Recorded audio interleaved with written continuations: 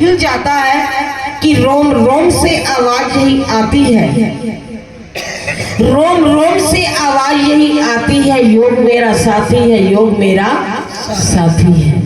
कि हमारे जीवन के रक्षक साथी सतगुरुदेव हैं कि हर श्वास श्वास के अंदर उनके नाम का रटन हो, उनके नाम की महिमा हो, कि श्वास श्वास के हर पैरे में शक्ति है भगवान की। दोनों नौ में सूरत देखो, ये सूरत है भगवान की, ये सूरत है भगवान की।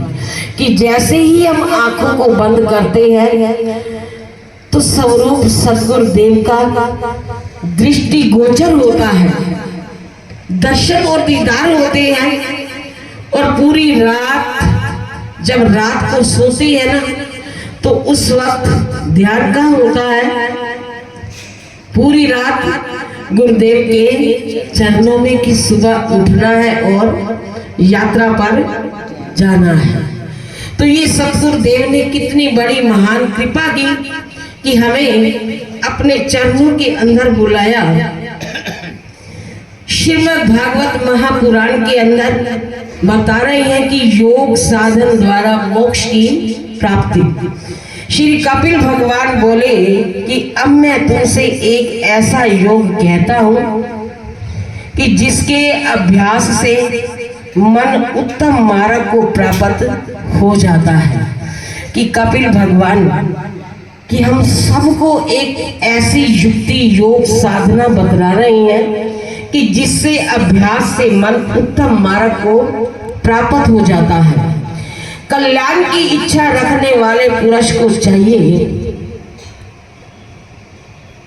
कि वह मेरी लीलाओं को अपने मन में ध्यान करे। यह ध्यान योग सब योगों से श्रेष्ठ है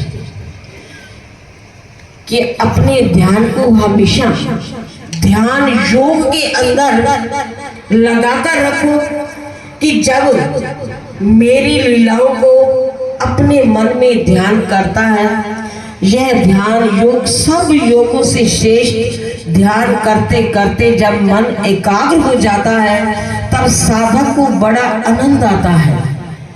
आनंद कहाँ होता है? अपने अंदर होता है। तो हम उसे खोजने के लिए कहाँ जाते हैं? तो इसलिए संत फरमाते हैं कि ओमू रख मुझको का ढूंढे, ओमू रख मुझको का ढूंढे, मैं तो तेरे पास में, ना मैं मंदिर ना मैं मस्जिद ना काबे कैलाश। कि तू मुझे ढूंढने के लिए कहाँ जाता है? बाहर मथुरा, काशी, हरिद्वार, वृंदावन कि बाहर जाएंगे तो उस आनंद स्वरूप वस्तु को पाएंगे, लेकिन नहीं कि वो आनंद स्वरूप वस्तु तो अपना आप है। तो उसको पाने के लिए तो हमें अपनी वृत्ति को अंतर्मुख बनाना है कि जब ध्यान करते करते जब मन एकाग्र हो जाता है, तब साधक को बड़ा आनंद आता है। तो आनंद तो अपने अंदर होता है, उसको खोजने के लिए बाहर जाए तो बाहर जाने से आनंद नहीं मिलता। चैन कहाँ मिलता है? सतगुरुदेव के चरणार में। ऐसे योग साधक को उचित है कि वह निरालस हो, प्राण वायु को वश में करे और इसके लिए किसी एकांत स्थान में सुख आसन से बैठ शरीर को सीधा कर प्राणायाम करे। प्राणायाम से मन की बहुत कुछ चंचलता और पाप नष्ट हो जाते हैं। कि हमेशा जब भी हम ध्यान में बैठे तो सुख आसन में बैठे। कि सुख आसन कौन सा होता है? जिस आसन में हम सुबह आकर बैठते हैं शिव गुरु महाराज जी के ध्यान में। कि ध्यान गुरु मूर्ति दा लाके देख ले, बोल दी है मूर्ति बुला के देख ले। जो सुख आसन में बैठकर कि अपनी कमर को सीधा और अपनी रसना को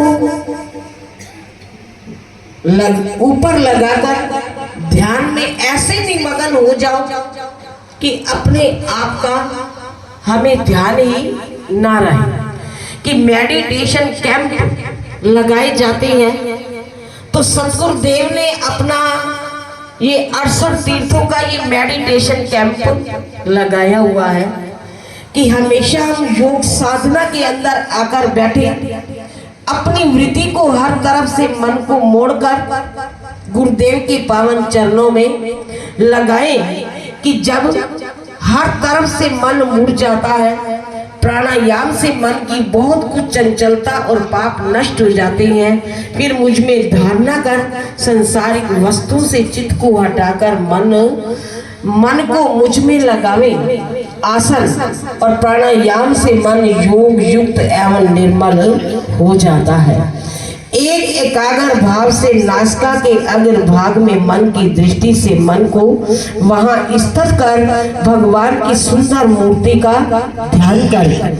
भगवान तो भक्तों के हृदय में सदा विराजमान ही रहते हैं, जिनका रूप परम शांत और प्रशंसनीय है। इस प्रकार योग युक्त योगी और अभ्यासी नेत्र बंद किए उस स्थान में भगवान का दर्शन करें।